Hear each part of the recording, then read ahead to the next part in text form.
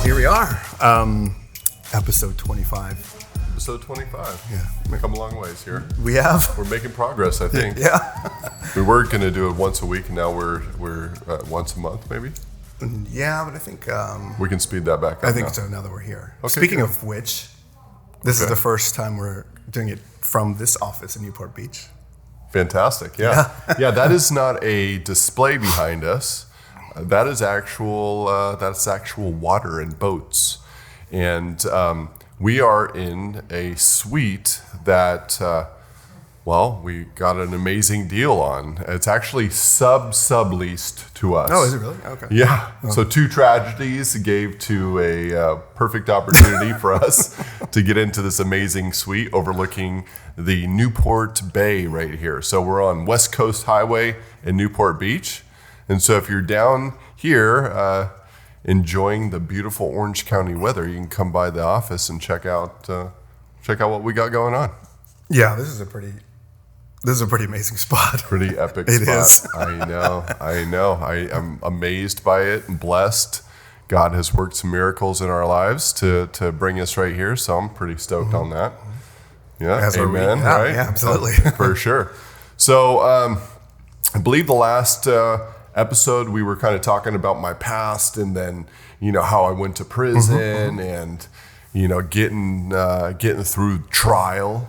Which was probably hands down one of the most stressful things that I've ever dealt with. But again, that's what makes us stronger. So just picking up where I left off, it was trial was over and they escorted me off quickly. Wow.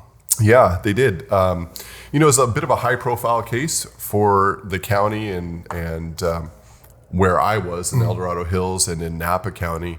And so I had a lot of support in the courtroom, and they felt maybe we were going to riot or something. I don't know. Really? We're all Christians chilling, there's no big deal. But yeah, they sent about 15 sheriffs over to handcuff me when the verdict, mind you, there was 19 felonies. They came down with innocent, not true.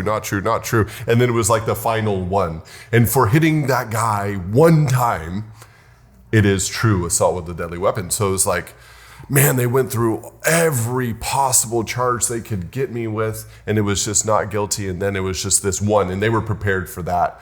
The sheriff come on over and remanding me to the custody of the state, if you will. And up until that point, there was no issues, right? There was no disobedience in the courtroom or anything like that, or nothing to lead the judge to think this is going to be a big problem if there's a guilty verdict. No, not at all. As a matter of fact, I used to, hang out, well, not hang out, but communicate with the bailiff and, wasn't your typical defendant, I suppose, in a situation like that. I didn't feel any animosity towards law enforcement or anything like that. I felt like the DA's office was out for a win rather than justice, 100% without a doubt. A miscarriage of justice, but also God's work, in a way that this was supposed to happen. And it's hard to kind of realize it at the time, but it was all just, God's work. So what was almost impossible and this shouldn't be happening, this is an injustice, this is a miscarriage of justice, and justice is not blind. And it was about money and corruption. It was a really disgusting display of the legal system.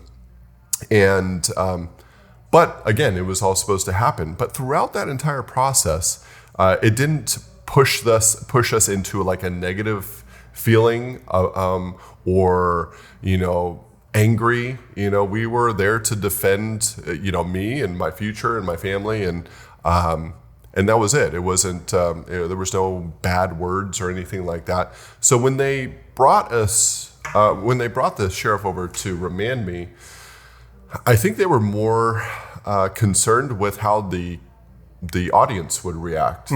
I think the sheriff understood that it was a miscarriage because honestly, throughout the entire trial, I would be talking to the sheriff and they saw what was going on and they would reach over to me and say, I'd have done the same thing.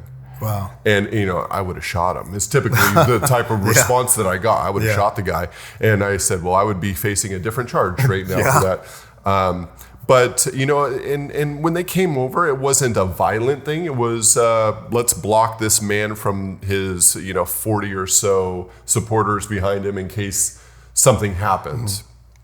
And nothing did, of course, just a lot of tears and whatnot. Some goodbyes. But it was the next time I would be seen in that court is at sentencing, which follows that ruling. And so I was escorted through the chambers, down a hallway, down an elevator to an underground walkway or whatever to the jail. It was like private entrance underground, and so the jail was close to the courthouse. So they escorted me there, and I spent the next 3 months preparing for sentencing, which was a lot of, collecting letters and pleading with probation. Let's do probation rather than this, or, so many alternatives, which some of it was met with like consideration, some definitely not. So at the end of the day, I was recommended by parole or probation or whatever it is. The DA recommended a minimum of 10 years.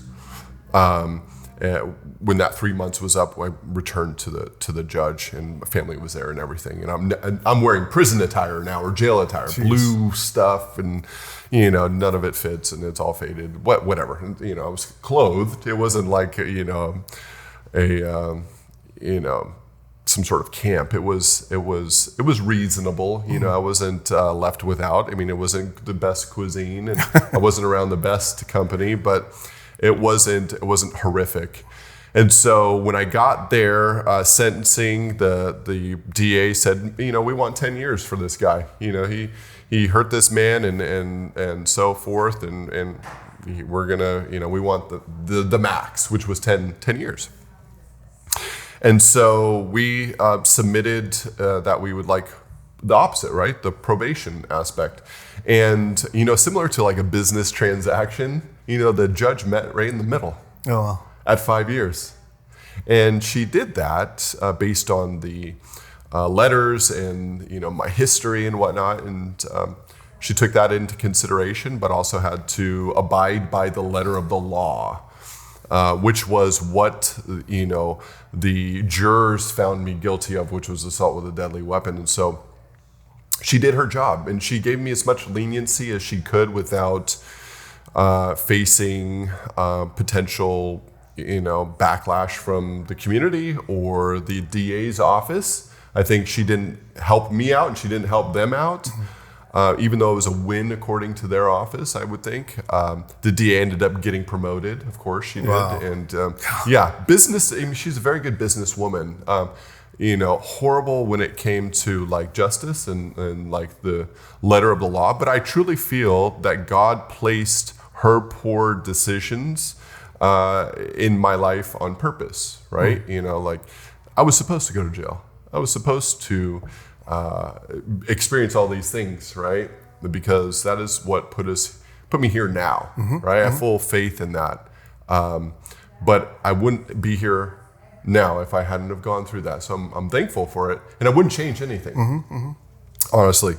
So sentencing, they gave me the 5 years, again, escorted off dramatically, with people, with the sheriff. And this time I went back to the jail, and now I'm awaiting going to prison, which adds a level of stress and complexity to your life, when you're like, okay, this is the real deal, like I've seen some movies about this, and it's scary.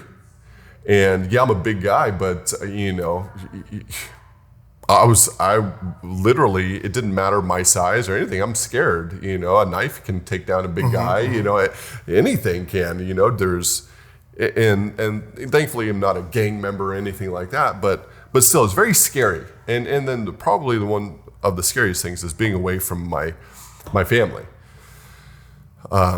Brody at the time, is just a young little boy, and that was just like it's still is pretty sad, just for him, lose his dad, and we still suffer from that. It's a lasting wound, that really can't be healed. No. It's just there.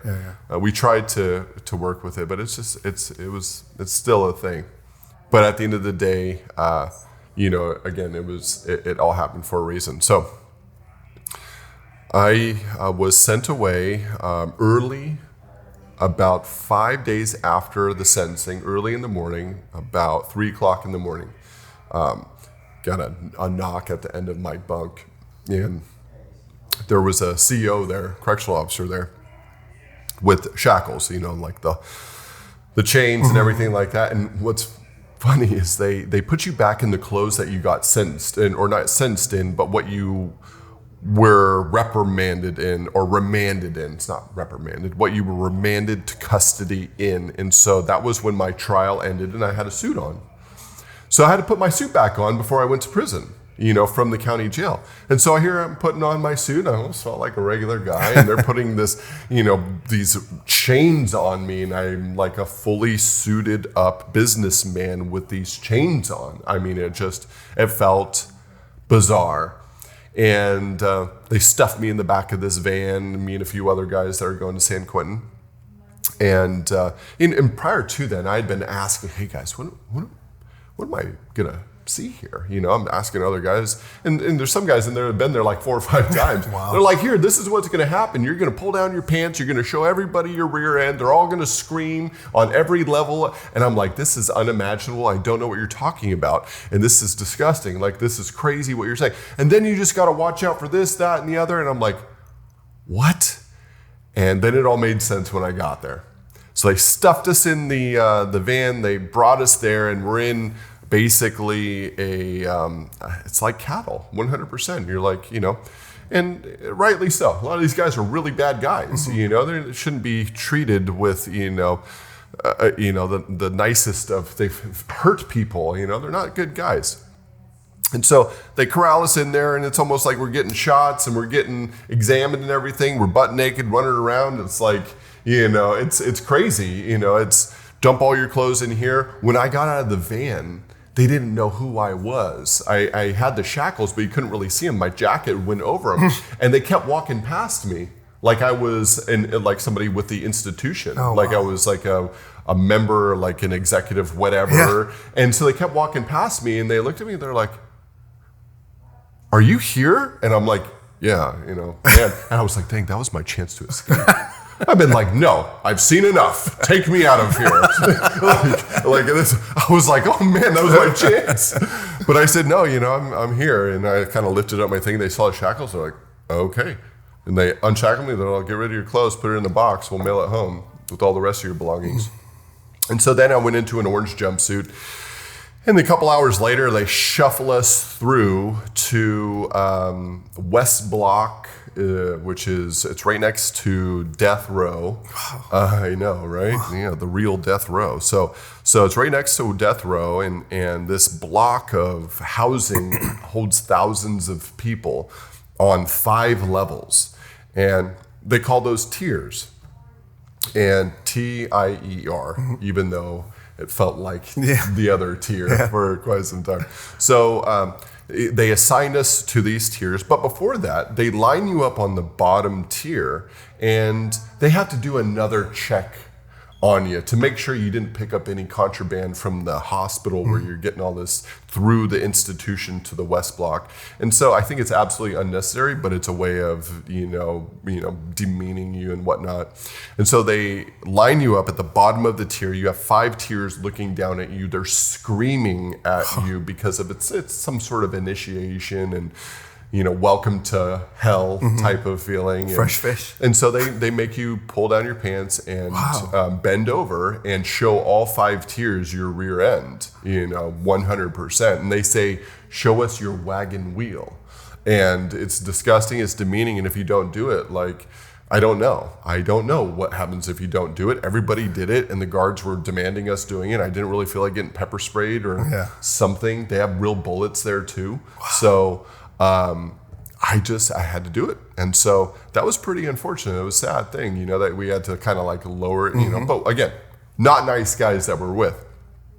So after we get strip searched and do all that mess, we get assigned to where we're going. And I was on the third tier in something called the back bar, in which at that point in time, you know, you're really kind of just dealing with chaos. It is, you know, it's a lesser level of humanity, one that, you know, you typically don't see. You don't see. These people are, you know, at the end, at the beginning of their criminal life. There's a lot of people in there for killing others. You know, just the worst of the worst. You know, so you can imagine that. And there's tons of stories, right? You know, I've like seen some things online where people are like glorifying the fact that they were in prison. And, you know, oh, I saw this, you know, crazy thing, and I saw that crazy thing. And, you know, they're not lying. You know, those stories do happen, and it is traumatic, and it is disgusting, and it is horrific. But that's not what I'm here to share with. You know, like I'm not here to share the horror stories of what happened inside there. For the most part, you know, for the entire part, I avoided absolutely all altercations. I didn't get in one fight or anything like that. Did I get in a couple arguments over like, you know, some super minimal things? Sure, you know, and that happens when you're confined with men. But at the end of the day, when presented with like, who are you with type of conversation or requests or demands, I met it with, I'm in real estate. I made a poor decision. I'm in real estate and I'm just passing through here. And if you need any help, I'm here. You know, you got any real estate questions? Like I'm your guy. Yeah. You know, I don't care what color you are, where you're from, north, south, east, west. You know, any of that. You know, real estate is a common denominator across all of those. Their mother's own properties or grandmama's own properties, dad's, whoever they want to. They own homes and they all had questions. Oh, really? So I was able to find a neutrality amongst all of them with real estate. So I was able to field questions not only from inmates and prisoners, but the staff too. I had staff coming up to me and saying, hey, I got this. I'm in a neg-am. I'm in a, you know, my mom's in a reverse mortgage. You know, what is a mortgage? What is escrow? This contractor's doing this. And I was able to help them out and do it for free. You know, they didn't charge any noodles. You know, typically that's 2 soups for that consultation there. And soups are top ramen, right? Okay. It's a form of currency. Okay. And so, you know, it was a way of me being able to like stay neutral, stay safe, right, and kind of retain some, you know, dignity, if you will. I don't know if that's. It was like I was still somewhat a professional in there, even though just in a really rotten situation, and it worked out well as far as safety is concerned. Sure, that just reminds me of the Shawshank Redemption.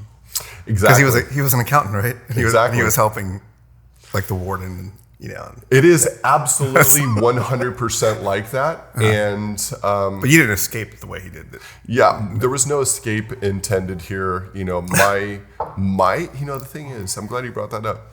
You know, people will say, "Well, man, you know, why didn't you escape? Why didn't you do this?" And you know, it's like, "Oh yeah, well, I didn't have a helicopter handy." But here's the thing. I knew I was supposed to be there. Not because of what I did wrong, but because of how, like, ridiculous it was. And let me kind of add like some perspective to this. So, to me, it was like mathematically like impossible that this happened. Like this shouldn't have happened. It didn't make any sense mathematically, emotionally, like it just didn't. But it did. Same thing with the universe. Like it mathematically, it just doesn't make sense. You know, it's so unimaginable, but it did happen. And the universe was a decision. This was a decision, and it wasn't my decision. Sure, I was a part of this whole process. But just the overall mathematically like impossible aspect of it made me feel without a doubt that this was God's doing. That God said, you need to go in jail, Bo, because one, you're arrogant, you're cocky, you think you got all of this success in real estate and in relationships because of your own doing. And I was not a good guy. I was a drinker. I was a partier. I didn't care much about my marriage at the time. I wasn't focusing on my son. And so I knew that at the time that wasn't the right way to live. Deep down inside, I knew it wasn't. And then when this happened, it stopped all of that immediately. I wasn't able to be a poor husband. I wasn't able to be a poor father. I wasn't able to be a disrespectful businessman, a greedy businessman. All of those privileges were taken from me immediately. And God showed me how valuable those were. And so it was literally in San Quentin where I felt like the lowest my human body has ever been. But it was for a slight moment when I was hearing the screaming and all this chaos going on. It was in the middle of the night, and I pulled my bunk aside, and I got down on my knees on the concrete, and I said, okay, God, you have a plan for me. Like, this is so bizarre where I'm at right now. Like, this is crazy that I'm in San Quentin, for years, and it doesn't make sense, but I have faith in your plan. I know you have a plan for me. And, it was just reinforced with a pastor who walked by my cell and gave me a Bible. And I like to say before prison, I was a CEO Christian, which is I went on Christmas, Easter, and other holidays. And so I was a fake Christian, it really was. It was for optics and whatnot. And so it was there that I just had full faith in God, and I prayed for so many things. Some people say, well, you have a lot of audacity to pray for things when you're in a situation where you've victimized others and you're in prison. But I had faith. I had faith knowing that God had put a situation in my life that was unbearable but bearable, but it was traumatic and painful, but it was a lesson. And so with that, I had full faith and knowing that he had a plan. And I prayed about everything. I mean, even this office. I saw this. Really? I saw this. I prayed for it. I prayed for the ability to grow with a significant other, my wife, where we bonded on so many other levels other than just money. I prayed for even to have my time with Brody, again, my son, who's 15 years old now. And I prayed for the impossible. I prayed for, please, God, give me my time with my son again. Okay, which, God didn't just say, give me a time machine and say, okay, here you go. You can go have this time with your curly little blonde-haired baby boy who just thinks the world of you. Here, you're going to have that time again. He didn't give that to me. But what he did give me was Megan. And Megan gave us Boston, who is a spitting image of Brody. This was not in my cards. This was something I prayed for, but before this happened, it just wasn't in my cards. I would have never been here. I wouldn't have Boston. I wouldn't have Grace. I wouldn't have Megan. We wouldn't be talking. I would probably still be in my same toxic, arrogant, self-centered spiral that I was in before that happened. Yeah. And so it came full circle. He showed me, he gave me correction, and then showed me how amazing he really is. Yeah. I remember the day that I met you. You told me a snippet of this whole story, and you said that specifically about your experience with Brody. And wanting that time with him again. Yeah. But as you were telling me this, you had Boston on your shoulder and he was asleep. And you're like, I just wanted this again. Yes. And I get emotional thinking about it. But I mean, yeah. Yeah. Yeah, that is, I mean, so it's, time is a thief, right? You know, it doesn't offer anything back. It is something you can't get back. And it was almost arrogant of me to even ask for such a lofty request of God, right? And for him to have blessed me with Boston and blessed me with Brody in my life, it's double what I could have asked for. It's so much more. And there's no mathematical answer to that. For all of these things to have lined up this perfectly to allow me to have that sleeping blonde baby boy on my shoulder like Brody was, for that to have lined up is as impossible as the universe.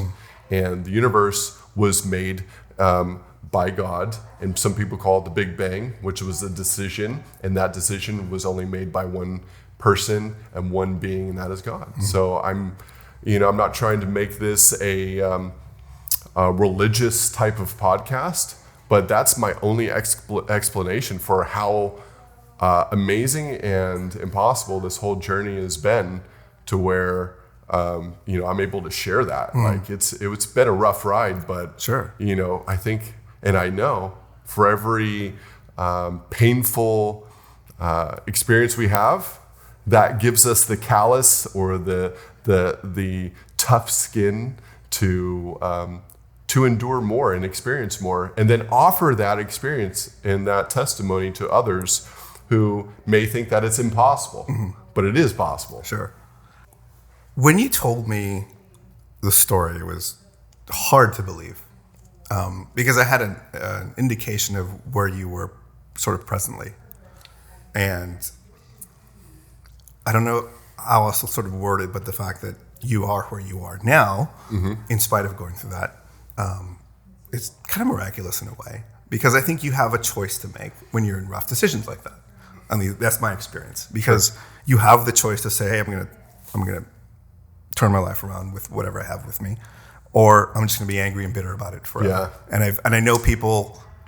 I've even experienced myself where I was that way for a really long time. Yeah. Because I was just made myself a victim of what had happened to me. Yeah. And I let the anger and the bitterness sort of control how I felt about everything going forward. And it was a terrible way to live.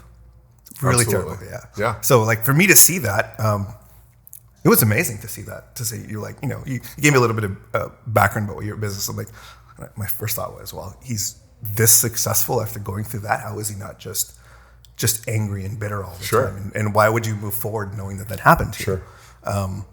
But then I looked at myself. I'm like, well, I've kind of also made those similar decisions too. So it's not that unbelievable. Yeah. Yeah. But I tell my story a lot because I think just as you do, because you want to use it to inspire other people. Yep. It's not a way to brag, right? I don't think so. It's just that, like, hey, this wonderful thing happened to me, and. Well, I think, so here's the thing.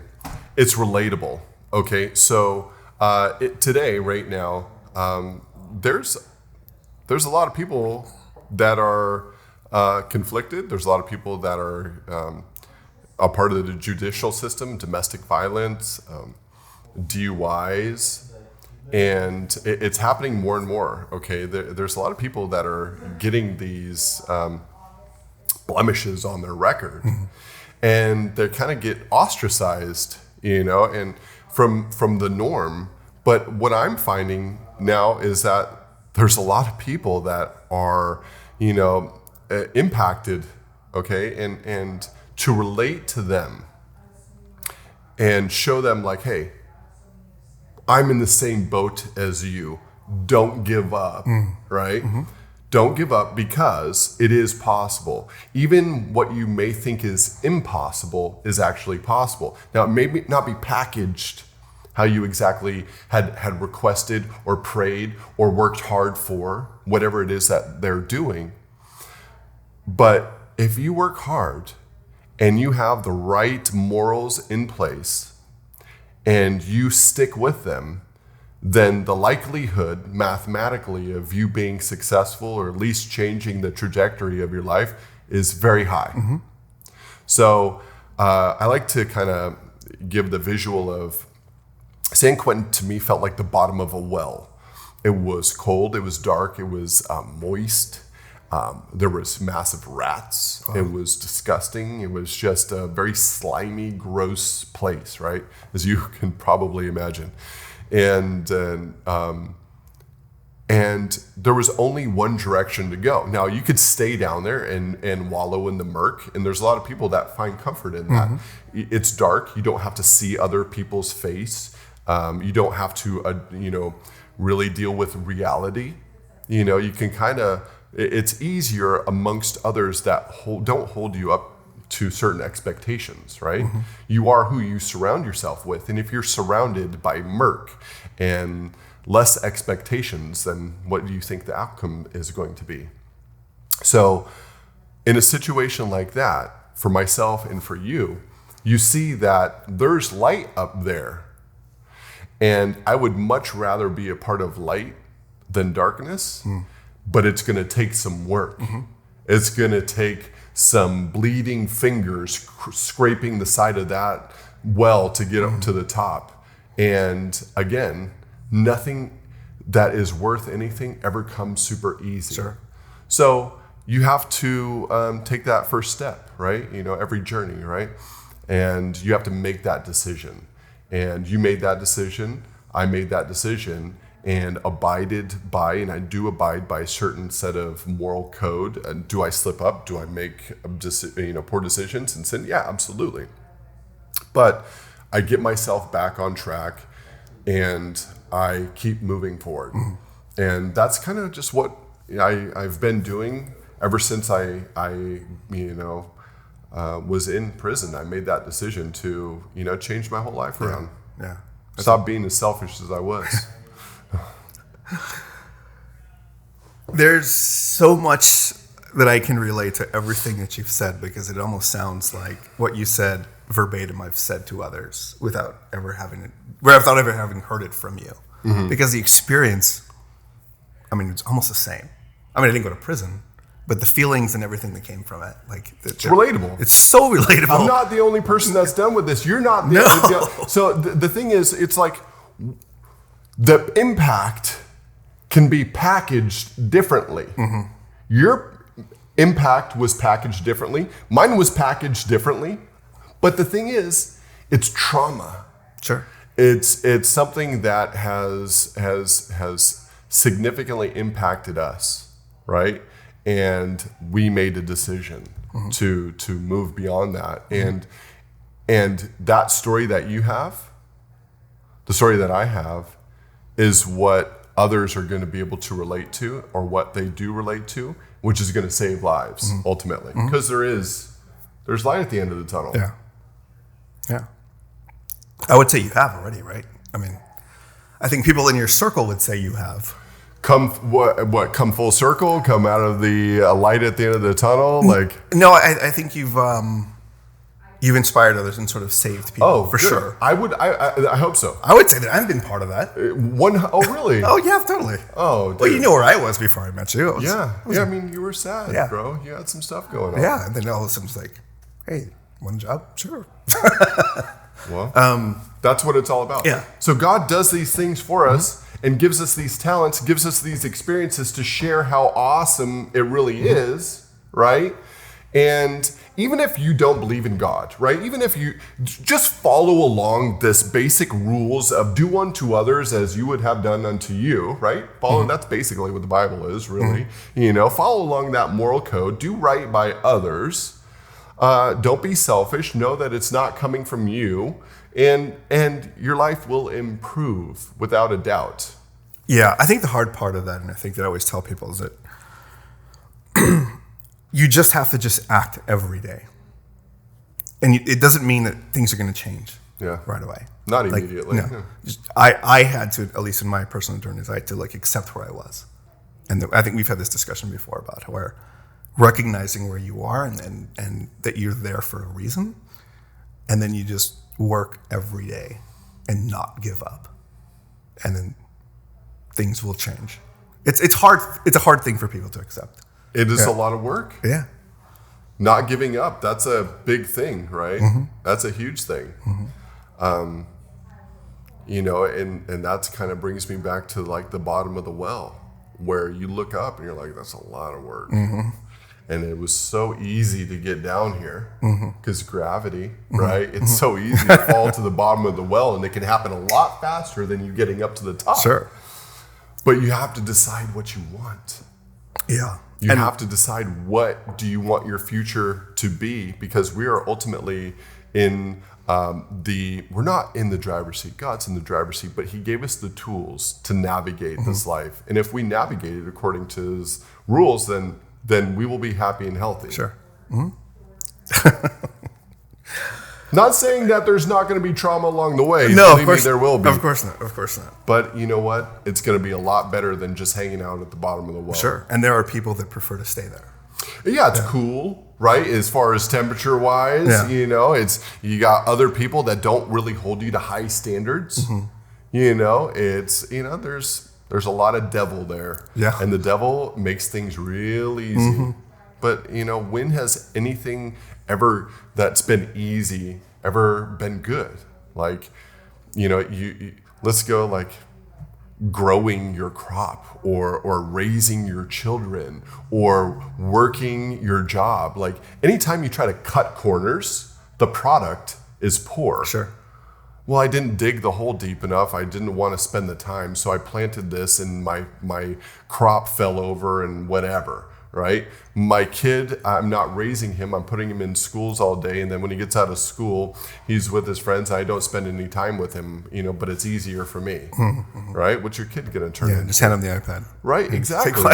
So anything that is really ever amounts to anything good, it's going to take a lot of work. Yeah. And your person, yourself, is nothing different than that. You have to work on yourself if you want it to be good. Sure. Let's transition really quick. Still within the same subject, but I remember a few months back I was in the office and I thought there was a box in the office, like an Amazon box or UPS box. Yeah. And I looked inside and I said, what is it? A stack of papers inside. And I was like, was that typewritten? What is that? Yeah. And you went on to say, like, oh, I typed that. I wrote that. Yeah. While I was in prison. And I was like, with a typewriter? With a typewriter. For real, yeah. And he was like this tall. Yeah.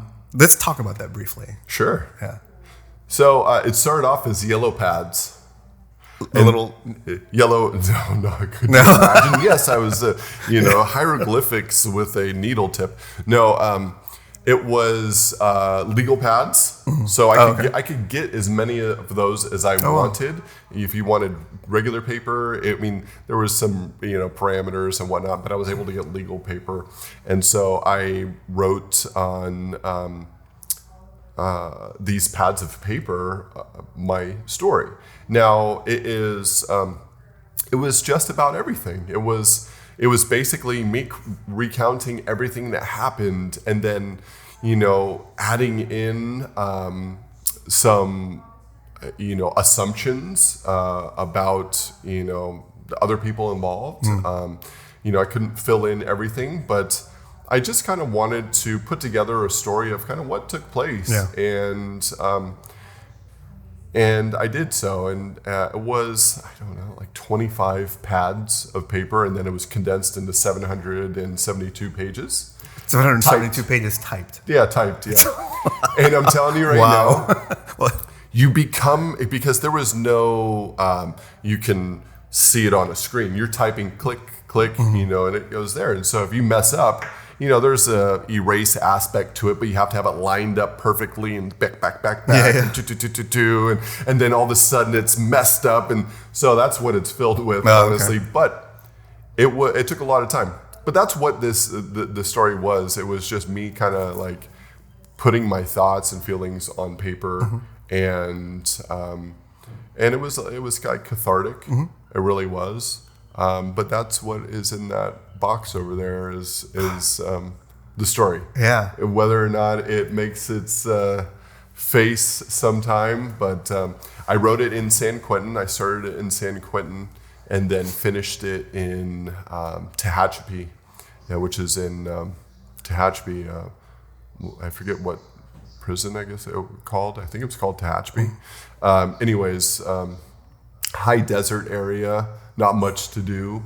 And so I was able to finish the book. It was shortly after that I was transferred to Valley State Prison, where I was given the opportunity to go to school and earn time off from 5 years, which I was told I would never earn time off of. Oh. They told me when I got in there, you're doing the whole 5 years. You have a violent case and da-da-da-da, you're doing the whole 5. And I said, well, there's got to be a way. There's always a way. And that's when they told me, well, you got to get transferred to this institution. And so I did that, and that enabled me to go to college, which enabled me to get, I needed to get basically a double major in order to get the appropriate time off, like that I wanted, that I needed. And they told me it's going to be impossible because you had to go to 4 colleges full time with the amount of time that I had left to do this and the amount of units I would need to accomplish this. They said it's impossible. I said, even if you were on this at home, you wouldn't be able to do this because it was literally, 4 colleges full time. So I went to Valley State Prison and I said, challenge accepted. And I went to 4 schools full time and, various units, and was able to, it came right down to the wire. I needed a 5-unit class, and I had a very short period of time before we were able to actually effectively apply these units. And so it would have all been at a loss if I didn't find a 5-unit course. And there's not many 5-unit college courses out there. They're, 3 units, 4 units, but a 5-unit. And there was one at Adams State University in Colorado, and it was an astrophysics class. And it was 5 units. And I needed that one class to get my double major in order to get me the extra year off and get me home, which would have been like 2 months after that date. So it was either getting that class, finishing it, succeeding, and going home in 2 months, or not, and sitting there for another year and some change. So it was like a big decision, and so I'm scrambling to do this. And I mean, all day, night, I'm just, multiple books out over my bunk and, different classes. But it came down to this one astrophysics class. And that one astrophysics class was pivotal in my relationship with God, because it was that at that point when I understood the enormity of the cosmos and how utterly impossible it is, right? And I always like to stress on that, and because the universe is just so breathtakingly just impossible and so magnificent that there is no other explanation for it other than God. They're like, scientists and astrophysicists have said, oh, well, it's the Big Bang. Okay, cool. But that was a decision, and who has the authority to make a decision like that other than God? So it was this course that I battled with. Oh my gosh, it demanded so much of me. I'm having to look out my cell window and look at constellations and map them on paper, because that was some of the labs. You had to go outside and observe and I'm like, I can't just go outside. Hey, I'm trying to do a lab here. Rack, cell number 5 so I can go outside. There's none of that. So it was literally me looking through this, 1-inch thick, metal reinforced glass window between metal, and I'm like, is that the constellation? And the professor knew the challenges I was up against, and I probably, if I was out, would have failed that course, but he gave me a C. Wow. He gave me a C, and I passed, and I got my units. I was granted my double major, and I got out 2 months later and was able to cut my time, which was told to be impossible, by 1.5 years. I was out in 3 years, 3 months versus 5 years. Wow. And it literally boiled down to one class that was the most hard to find, because it was a 5-unit class, and it was one that just kind of reinforced my faith. Sure, yeah. So I thought, hey, you know what? That is just one more reinforcement in my faith. Like, this is pretty cool. Yeah. This is pretty cool. Yeah, what a story. Yeah, it was pretty neat. No. I wouldn't take anything back. No, I would say it's beyond neat, personally. But that segues into the possibility of a motion picture documentary also as well, I believe. Yeah. So I did share the story with John Lukasich and Randy Kent and a good friend of mine, Jason Ring, and a partner of his, and the story was brought in front of some folks, and they thought that it would be a really good kind of faith-based movie. So right now we are, the script has been written, it's been edited, and now we are doing casting for the trailer, and then it will be presented to some organizations that may pick it up. I mean, there's a few different options there. I'm not looking at it as like a means of income or anything like that. I think it's a story that's relatable, not so much as like you went to San Quentin, that is not a typical thing, but it's trauma, right? Whatever that trauma is packaged, like your trauma was packaged different, no more serious, right? Your trauma was trauma to you, and it hurt just like my trauma hurt me. And so there's no more importance of mine, but it's relatable trauma. Not the same exact, but it's trauma. Trauma is trauma.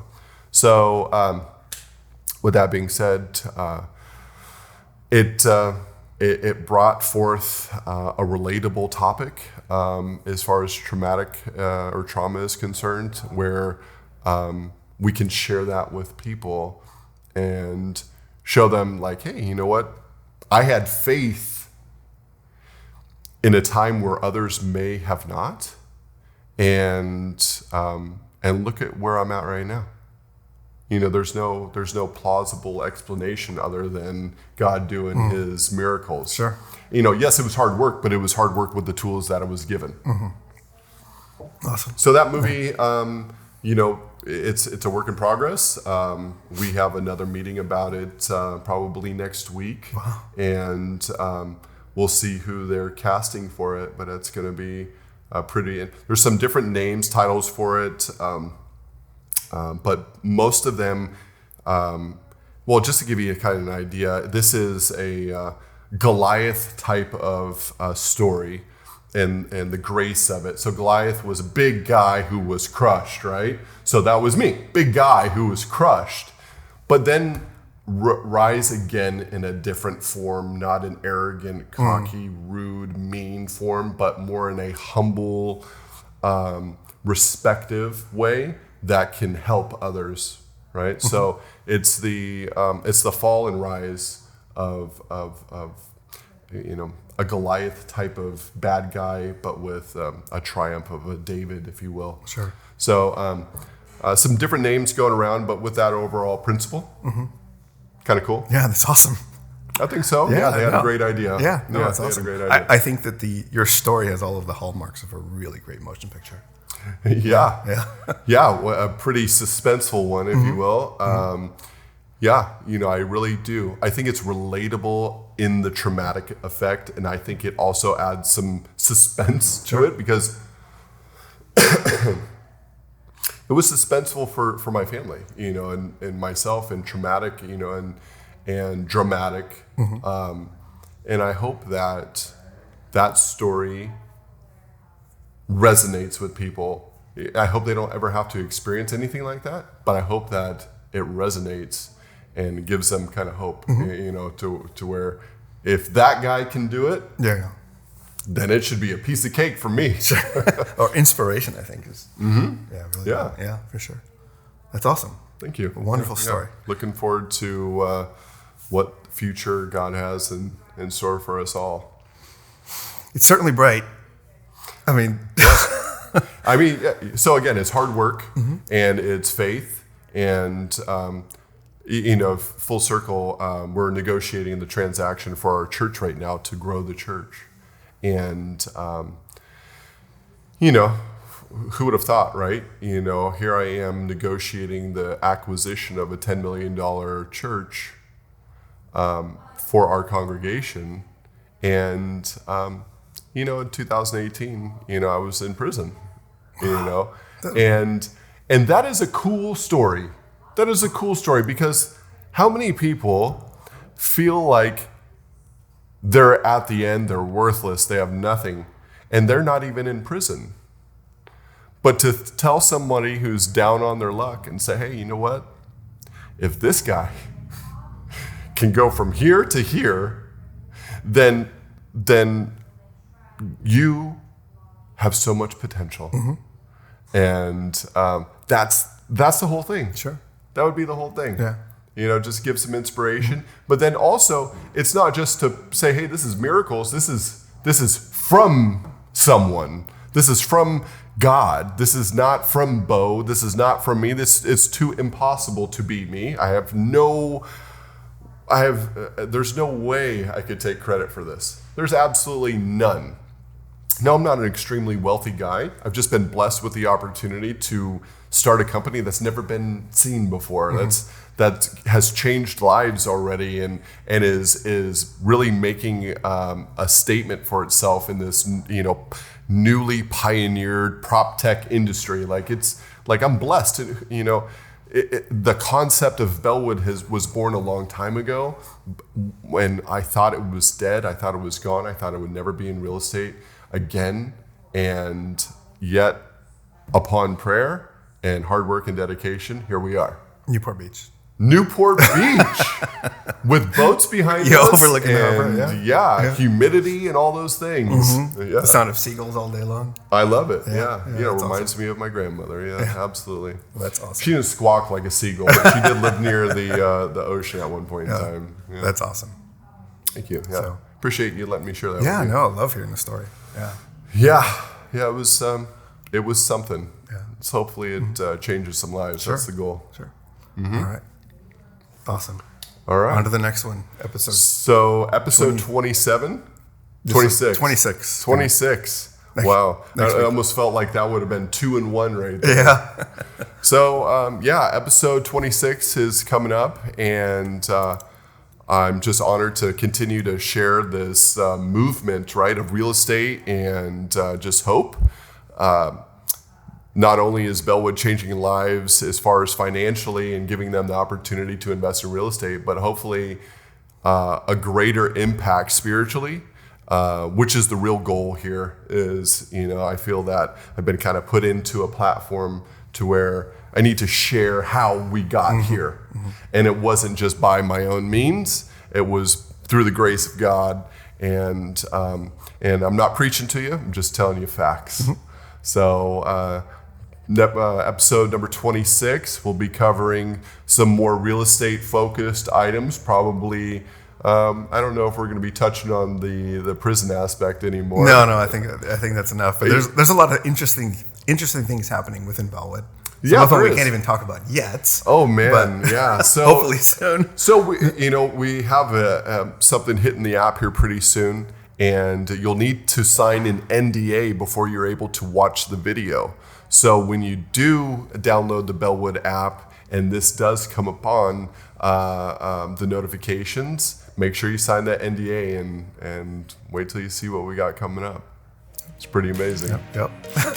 God is great. Yep. All right. Until we see you next time.